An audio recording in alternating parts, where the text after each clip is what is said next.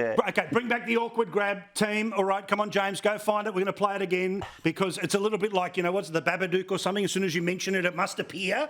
So if I say it 3 times, or is that Beetlejuice? I never forget. But still, what we're talking about here, the super awkward, wonderful moment when they're sort of posing for the cameras. They don't just go, so they have to sort of say things to each other. And it's so awkward.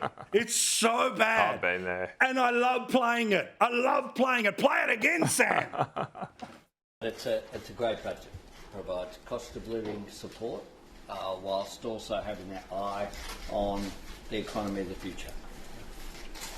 And a great budget for women. All those decisions we took on women's safety, housing, the care economy, all these really important ones around driving economic equality for women. Yeah. No, I think we should be really proud of it.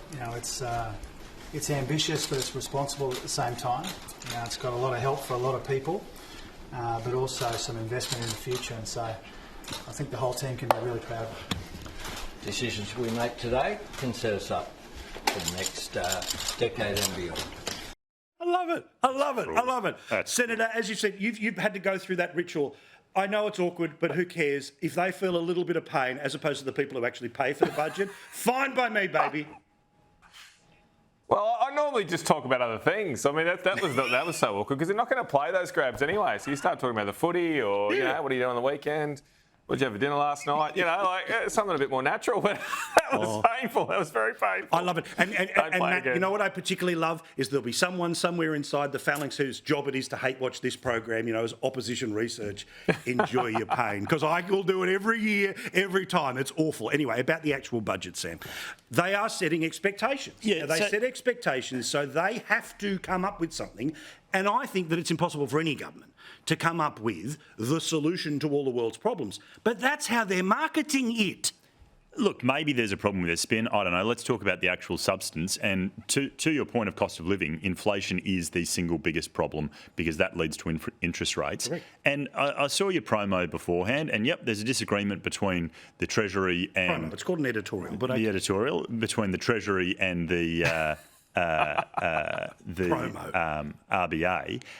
Can we all cast our minds back to... but they're both wrong all the time. But this is the point.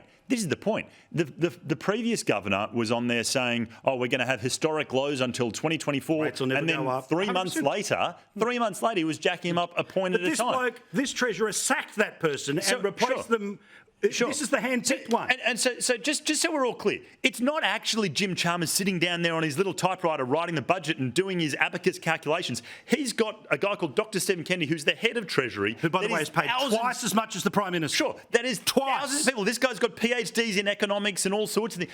And they get it wrong every year. Sure, but these are teams of boffins. These are teams of boffins going at it with the spokesperson of the Treasurer and the Reserve Bank Governor being the two heads of these things. So it's not as though Dr. Jim's up there saying, I reckon it's going to be X and I reckon... But these are a bunch of assumptions. So he's just the front man of the band singing somebody else's song. No. The assumptions are based on mountains of economic data. And it's absolutely reasonable to question an institution that gets the numbers wrong. My made-up number versus your made-up number. It's reasonable to have a discussion about whose number's right and whose number's wrong. I've got to take a break here, so maybe you pick it up after. But, Senator, you've got 15 seconons if you want to bang back on it. Go.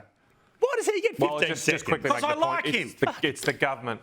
It's the government's figures. They're informed by Treasury, but ultimately they're signed off by the government, by the Treasury.